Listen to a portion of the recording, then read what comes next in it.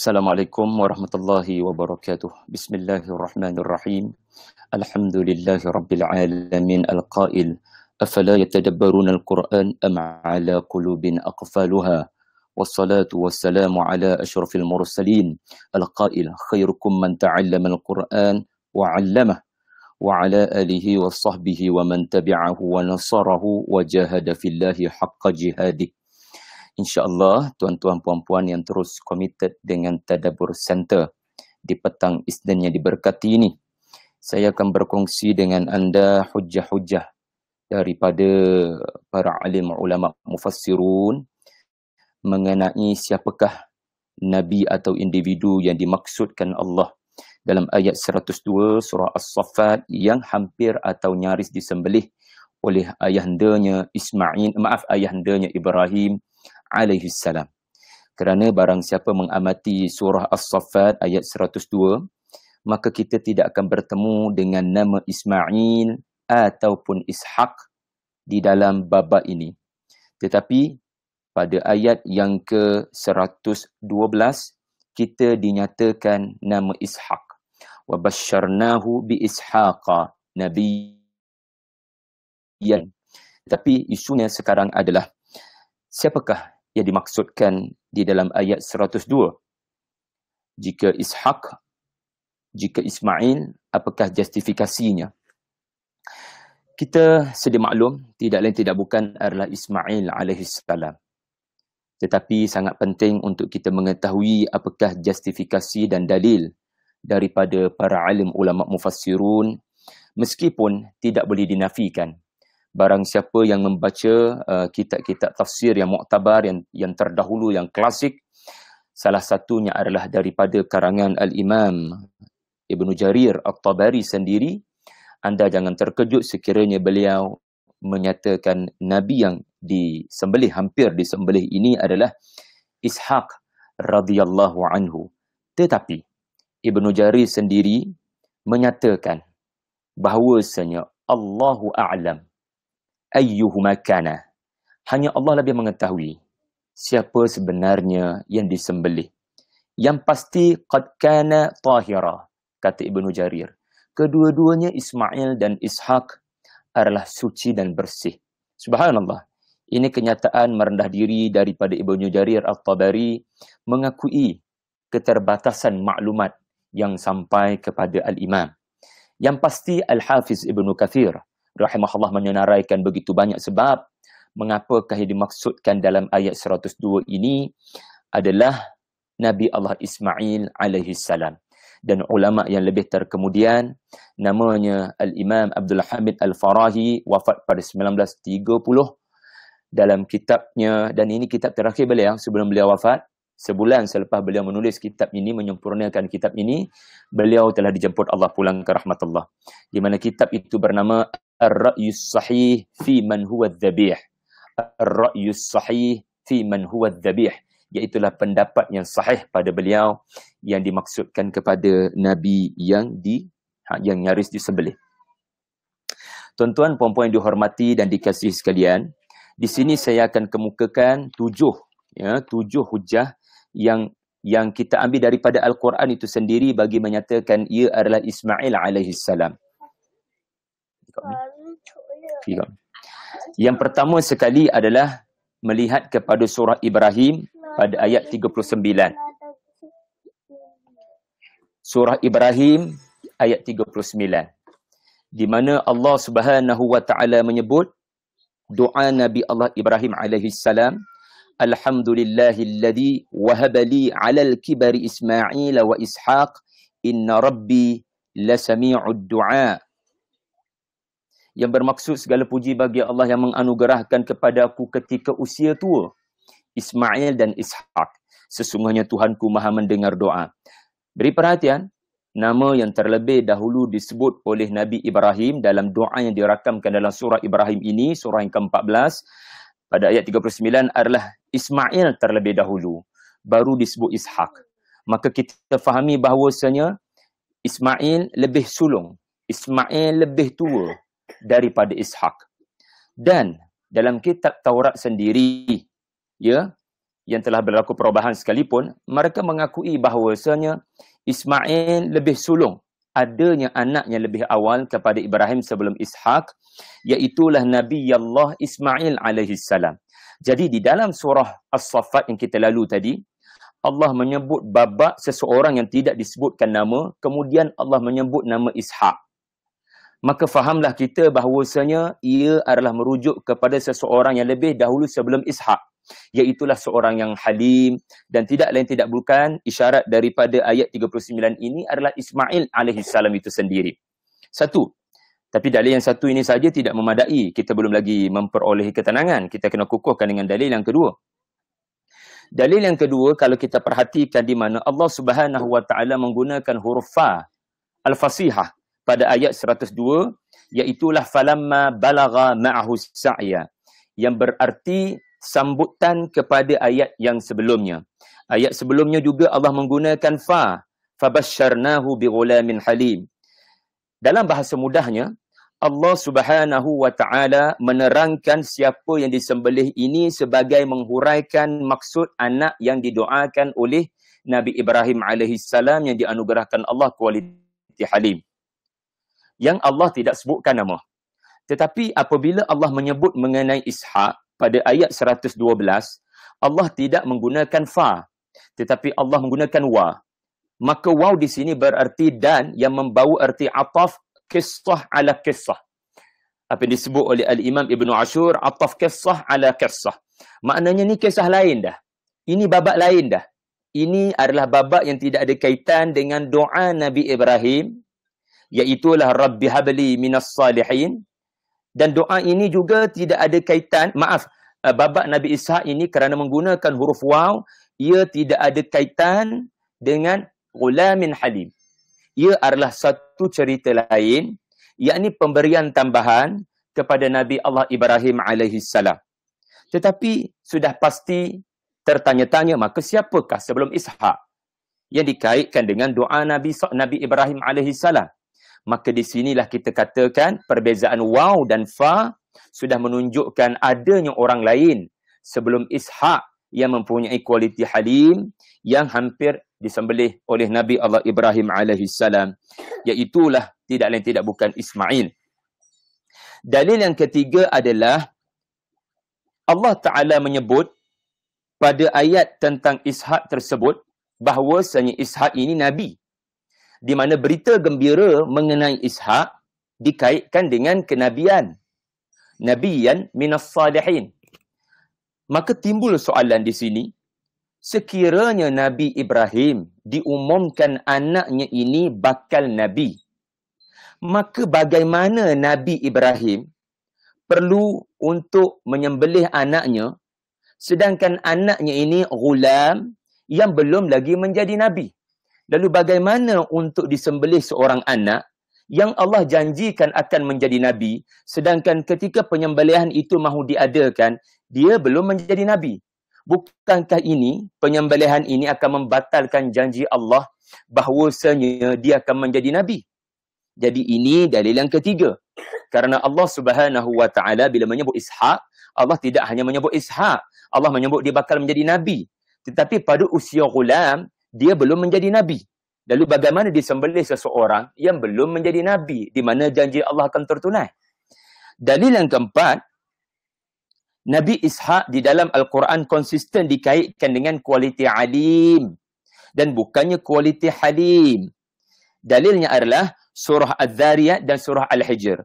Anda perhatikan surah Az-Zariyat ayat 28, wabasyaruhu bighulamin alim. Anda perhatikan surah Al-Hijr ayat 53, inna nubasyiruka bighulamin alim. Yakni Nabi Ishak diberikan Allah ketinggian ilmu, diberikan kenabian untuk jadi tok guru kepada Bani Israel. Tetapi tidak dikaitkan dengan halim. Maka soalannya sekarang, siapakah halim ini? Karena Ishak sentiasa konsisten dikaitkan oleh Al-Quran dengan alim dan bukannya halim. Okey. Yang kelima, Nabi Ishak tidak dikaitkan dengan sabar. Sedangkan Ismail dikaitkan dengan sabar di dalam surah As-Saffat ini sendiri ketika beliau mengungkapkan insya'allahu minas sabirin. Dan dikaitkan dalam surah Al-Anbiya ayat 85 dengan sabar. Bismillahirrahmanirrahim. Wa Ismaila wa Idrisa wa Dzal Kifli kullum minas sabirin. Tengok ya, bagaimana sabar kepada Nabi Ismail disokong oleh surah Al-Anbiya ayat 85 yang juga meletakkan Ismail sebagai tokoh yang telah diuji kesabarannya sendiri. Jadi Ismail itu sendiri telah disebutkan sebagai orang pertama. Jatuh nombor 2 adalah Idris dan jatuh nombor 3 adalah Zulkifli. Penyusunan nama ini sendiri sudah menunjukkan prioriti beratnya ujian yang menimpa Ismail kalau nak banding dengan Idris, kalau nak banding dengan Zulkifli. Jadi Ismail ini lebih berat ujiannya. Lalu Allah menyebut Ismail sebagai sabar, sedangkan Nabi Allah Ishaq tidak dikaitkan dengan sabar. Dan Allah Subhanahu wa taala menyebut dalam surah Al-Anbiya ayat selepasnya, iaitulah ayat 86, wa adkhalnahum fi rahmatina innahum minas salihin. Kami masukkan mereka, yakni Ismail, Idris, Zulkifli dari kalangan mereka yang mendapat rahmat Allah, dari kalangan golongan orang-orang yang salih. Jadi bukankah ini juga adalah doa Nabi Ibrahim pada ayat 100, iaitulah Rabbi habli minas salihin. Lalu surah Al-Anbiya mengukuhkan kualiti Nabi Ismail tergolong bukan sekadar daripada orang-orang yang sabar, tetapi orang-orang yang salih yang disebut di dalam doa Nabi Ibrahim alaihissalam. Kemudian dalil yang keenam, dalil yang keenam adalah surah Maryam ayat 54, iaitulah Allah mengaitkan Ismail dengan menepati janji. Sedangkan Nabi Allah Ishaq radhiyallahu anhuma tidak pernah dikaitkan Al-Quran dengan sadiq al-wa'ad. Bismillahirrahmanirrahim. Wadhkuru fil kitabi Ismail innahu kana sadiq al-wa'ad wa kana rasulan nabiyya. Ingatlah peristiwa yang termaktub di dalam Alkitab ini, Ismail ketika dia sadiq al-wa'ad, dia menepati janjinya, yakni menepati janjinya kepada ayahnya, iaitu bersabar sehingga ke hujung ujian Allah kepada beliau dan ayahanda beliau. Jadi tuan-tuan nampak kan bagaimana indahnya Al-Quran saling kukuh mengukuhkan, saling tafsir mentafsirkan ini, dan ini adalah sebaik-baik pentafsiran. Dan yang terakhir adalah dalil yang ketujuh, Ishaq telah dinyatakan di dalam surah Hud akan mempunyai Ya'qub. Bismillahirrahmanirrahim. Wa min wara'i Ishaqa Ya'qub. Maknanya ketika Ibrahim menerima berita gembira tentang tentang Ishaq, juga diberitahu kepada Nabi Allah Ibrahim yang anak Ishaq ini akan dapat Ya'qub. Lalu bagaimana boleh Nabi Ishaq mahu disembelih sedangkan Nabi pun dia belum, dapat anak pun belum? Bukankah ini akan menyebabkan Al-Quran saling berkonflik, kontradiksi antara satu sama lain? Jadi fahamlah kita bahawasanya yang disembelih itu adalah seseorang yang Ibrahim tidak diberitahu dia akan dapat zuriat ke tidak, iaitulah Ismail alaihissalam. Yang pasti kita menyatakan la nufarriqu baina ahadin minhum. Sama ada kalau Allah isytihar Ishaq sekalipun, kita beriman 100%. Kalau Allah isytihar Ismail sekalipun, kita beriman 100%. Tetapi Allah tidak menyebut Ishaq, Allah tidak menyebut Ismail, lalu kita menyatakan di hujung keyakinan kita dia Ismail, kita tetap menyatakan Allah lebih mengetahui siapakah yang sebenar, kerana zahirnya Allah tidak menyatakan. Tetapi di sini saya mahu memetik kata-kata Abdul Hamid Al-Farahi ketika beliau mengungkapkan hikmah tidak menyebut nama Ismail ketika banyak dalil menyebut dengan jelas ia merujuk kepada Ismail.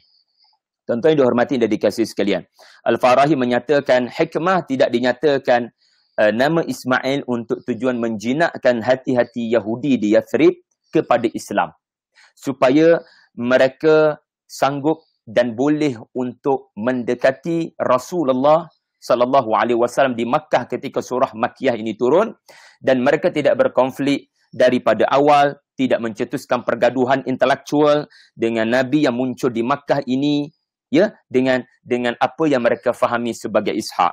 Al-Farahi menyebut likai la yashtaghilul khasam bihi law saraha al-Quran bi khilafi dhalik latamassaku bima fi kutubihim wajadalu bi batilihim wankaru bima jaa bihi nabi. Yang bermakna halaman 90, Al-Farahi menyatakan dalam kitabnya Ar-Ra'yus Sahih, di mana Nabi telah dididik oleh Allah untuk mengelakkan perdebatan yang tidak selayaknya ketika Nabi belum mendapat kekuatan dan kekuasaan.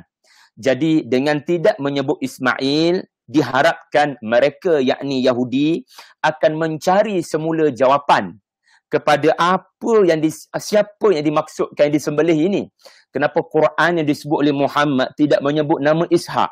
Jadi mereka pasti akan balik kitab Taurat mereka. Dan orang-orang yang objektif, Yahudi yang benar-benar waras, mereka akan mendapati nas mereka sendiri berkonflik antara satu sama lain. Kerana sekiranya mereka melihat kitab Taurat mereka sendiri, kitab Taurat mereka sendiri akan kelihatan konflik dan mengkantoikan situasi, ya, yang menyatakan sebenarnya kalau untuk menyebut Ishaq di sini, maka ia akan berkonflik dengan banyak nas yang lain. Saya sebutkan pada anda, di mana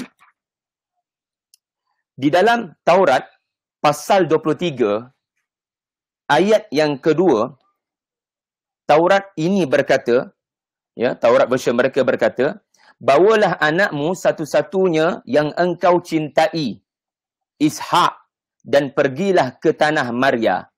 Lalu naikkanlah dia di sana sebagai korban di atas salah satu gunung yang aku katakan padamu.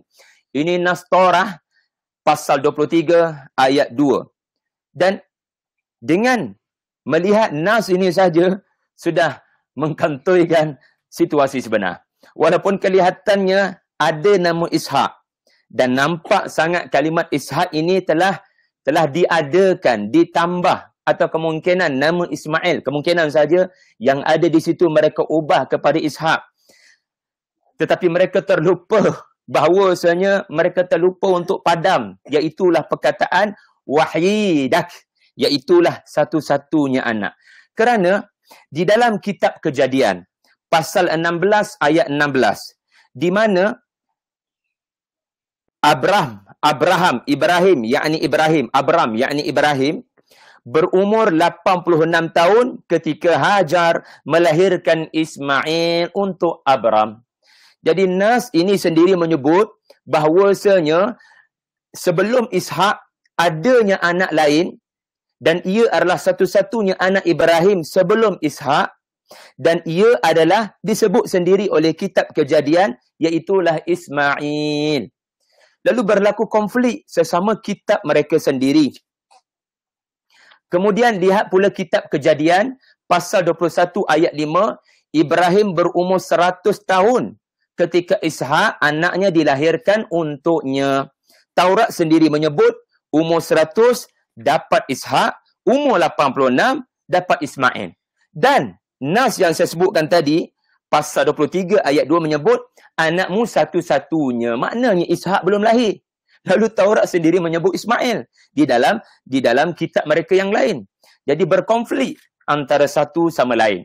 Kita lihat pula kitab Kejadian ayat 9 pasal 21, Sarah melihat anak Hajar al-Misriyah yang dilahirkannya untuk Ibrahim sedang bermain-main. Ayat 10, lalu dia berkata kepada Ibrahim, usirlah budak perempuan ini dan anaknya, kerana anak budak perempuan ini tidak menjadi pewaris kepada anakku Ishaq. Ayat 11, perkataan tersebut menjadi sangat buruk di mata Ibrahim, kerana Ismail juga adalah anaknya, bla bla bla bla bla, dan inilah yang termaktub dalam Torah. Jadi ini menunjukkan, walaupun babaknya ini menunjukkan betapa buruknya sikap Sarah, sungguh saya yakin dan percaya, kita yakin dan percaya Sarah tidak ada perangai seperti yang digambarkan dalam Torah ini. Mereka telah mengubah ayat-ayat Allah. Tetapi jelas dan terang di sini bahawasanya sekiranya Yahudi di Yathrib meneliti semula isi kandungan Torah mereka, lalu Torah mereka sendiri akan menyebutkan bahawasanya satu-satunya anak Ismail yang disembelih ini adalah sebenarnya Ismail. Dan disebut lagi bahawasanya bukan suatu benda yang pelik untuk orang-orang Yahudi mengubah nas mereka, iaitulah daripada Sahara Faran, iaitulah tanah Makkah kepada Gunung Maria, yang mereka kaitkan gunung ini kerana gunung ini adalah terletaknya kota Jerusalem Old City Al-Qudus sekarang. So berkemungkinan besar, ya, kata Profesor Dr. Muhammad bin Muhammad Abu Shahbah, berkemungkinan besar Taurah sebenarnya mengungkapkan kedua-dua peristiwa ini berlaku di Sahara Faran, dan Faran ini adalah merujuk kepada Makkah berdasarkan isyarat yang diungkapkan sendiri oleh Perjanjian Lama, yakni merujuk kepada Makkah dan Mina pada waktu sekarang. Subhanallah. Jadi tuan-tuan yang dihormati dan dikasihi sekalian, demikianlah Ibnul Qayyim rahimahullah dalam Zadul Ma'ad merumuskan demikianlah pendapat yang benar menurut para alim ulama, sahabat, tabi'in dan orang-orang setelah mereka, iaitulah bahawasanya yang disembelih ini, yang nyaris disembelih ini adalah Nabi Allah Ismail alaihi salam. Dan kata Al-Imam Al-Alusi dalam tafsirnya, seandainya ada sebuah hadis yang marfu' yang sahih bahawasanya yang disembelih adalah Ishaq, maka kita terima, kita junjung tinggi atas mata dan kepala kita. Ala ra'si wal ain. Akan tetapi semua hadis-hadis yang dinisbahkan kepada Rasulullah yang Nabi menyebut Ishaq, sesungguhnya ia tidak sahih sebagaimana yang telah anda lihat, iaitu justifikasi daripada Al-Imam Al-Alusi. Al-Hafiz Ibnu Katsir pula menyebut, adapun yang benar riwayat-riwayat yang menyatakan bahawasanya yang disembelih adalah Ishaq adalah berasal daripada Israiliyat Ahlul Kitab yang dibawa oleh orang-orang yang masuk Islam, di antara mereka seperti Ka'ab Al-Ahbar. Kemudian sebahagian daripada para sahabat dan tabi'in mengambilnya dari mereka dan menjadikannya sandaran kerana berbaik sangka terhadap mereka. Lalu ulama-ulama yang datang setelah mereka terpedaya dengan riwayat-riwayat ini sehingga mereka menyatakan yang disembelih adalah Ishaq. Demikian kata tafsir Ibnu Katsir rahimahullah. Okey.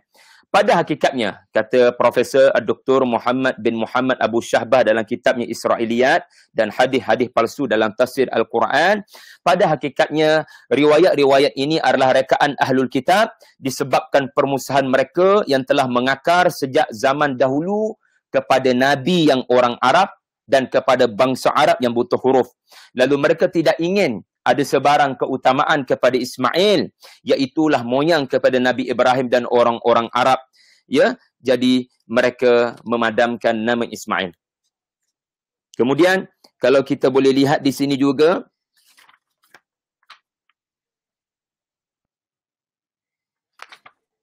okey.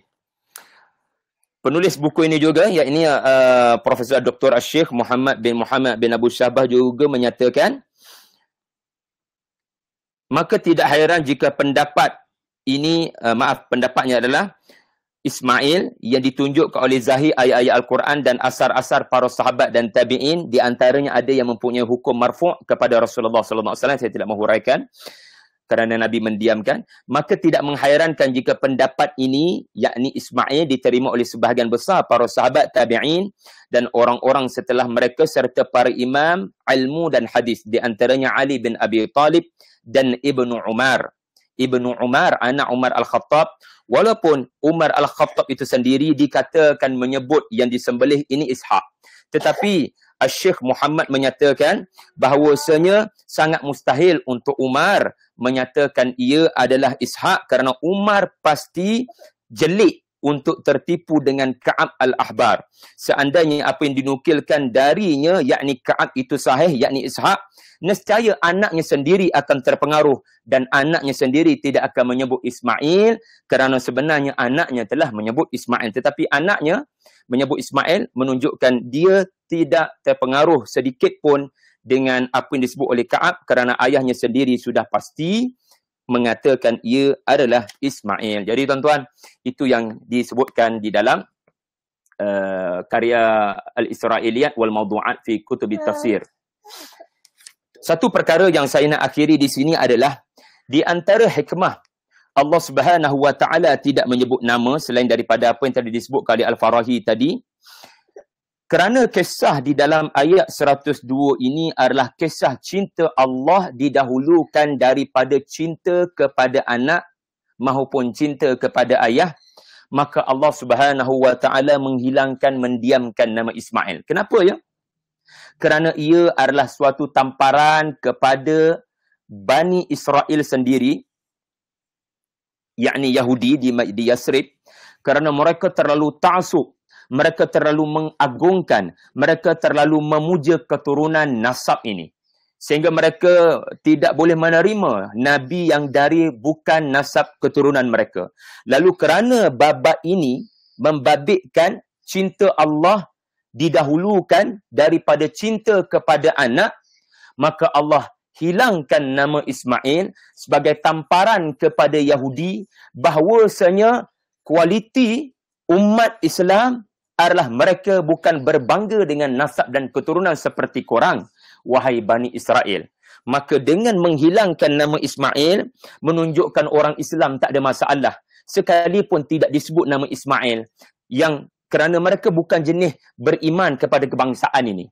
Bagi mereka tidak ada apa-apa kepada keturunan. Yang penting iman diwariskan ataupun tidak. Dan babak ini juga adalah tamparan kerana surah As-Saffat ini turun di Makkah. Babak ini juga adalah tamparan kepada kafir Quraisy yang menyatakan moyang kami Ibrahim, moyang kami Ibrahim, moyang kami telah mewariskan kami ini Makkah dan Kaabah. Tetapi tiba-tiba Allah bawa cerita ayat 102 ini untuk mengajar Arab Quraisy berhenti berbangga dengan keturunan, kerana sebaliknya kamu bukan mewarisi apa yang sepatutnya daripada Ibrahim, kerana Ibrahim sebenarnya mewariskan kepada anaknya. Tak payah disebut nama. Yang penting Ibrahim mewariskan kepada anak-anaknya iman dan takwa kepada Allah, taat kepada Allah Subhanahu wa taala. Ismail selayaknya dipuji dalam ayat dalam surah As-Saffat ini, yang sepatutnya bagi kita mungkin ya Allah sebut namanya, tetapi sehebat-hebat pengorbanan Ismail pun Allah tak sebut nama sebagai gambaran kepada Quraisy. Apa ada pada nama sebenarnya? Apa ada pada nama dan keturunan sebenarnya, wahai kafir Quraisy? Yang penting kamu warisi ketidak apa yang sepatutnya kamu warisi daripada Ibrahim alaihissalam. Jadi tuan-tuan, akhir sekali Allah Ta'ala menyebut dalam ayat 100 yang ke-6 surah As-Saffat, inna hadha lahwal bala'ul mubin. Maka kalimat bala ini berulang dalam surah Al-Baqarah, wa idh ibtala Ibrahimu rabbuhu bikalimatin fa'atammahunna, iaitu bala, ujian penyembelihan Nabi Ismail ini adalah ujian yang paling besar, tetapi Ibrahim telah menyempurnakannya dan kesemua ujian-ujian sebelumnya dengan cemerlang. Fa'atammahunna, kemudian disebutkan ayat selepas itu, ayat 125 surah Al-Baqarah, Ibrahim dan Ismail diperintahkan Allah untuk menyucikan Baitullah, dan ayat 127 Ibrahim dan Ismail diperintahkan Allah untuk membina Baitullah. Jadi kenapa surah As-Saffat tak sebut nama Ismail? Surah Al-Baqarah bertubi-tubi sebut nama Ismail kerana surah As-Saffat untuk menjinakkan Yahudi di Yathrib sebelum Rasulullah sampai, tetapi surah Al-Baqarah turun untuk memberitahu hakikat sebenar bahawasanya Muhammad adalah penerus perjuangan Nabi Ibrahim melalui Ismail alaihissalam. Lalu kerana keegoan dan kesombongan mereka mendustakan kerasulan Nabi Muhammad, maka Allah terang-terang menyebut nama Nabi Ismail di dalam surah Al-Baqarah sampai 2 kali. Kerana surah Al-Baqarah turun selepas hijrah, sedangkan surah As-Saffat turun ketika Nabi berada di Makkah. Yang pasti, yang jelas, Allah sebut nama ke, Allah tidak sebut nama ke, kita hanya fokus pada apa yang Allah sebut. Ya, ini pendirian yang kita ambil. Siapa pun sebenarnya, bila Allah tak sebut, kita tak payah sibuk untuk cari, melainkan berdasarkan petunjuk para ulama salafus salih kita. Selebihnya, kita fokus kepada apa yang Allah sebut. Ini sebenarnya Allah nak ajar kita fokus, kerana ramai orang bila baca Al-Quran, bila baca ayat-ayat Allah dalam kitab-kitab suci sebelumnya, mereka tak fokus. Mereka tak fokus. Siapa antara mereka ini? Tidak lain tidak bukan Yahudi Bani Israel. Allah cerita pasal pemuda Al-Kahfi, mereka duduk sibuk cari nama, siapa pemuda ini, gua ini duduk kat mana, berapa orang dalam Al-Kahfi tersebut. Sedangkan Allah nak didik kita orang beriman, nama ni tak penting. Yang penting kamu fokus kepada apa pengajaran yang mahu disampaikan daripada ayat ini. Aku lu qauli hadza wa astaghfirullah li wa lakum. Wassalamualaikum warahmatullahi wabarakatuh. Jumpa lagi tuan-tuan.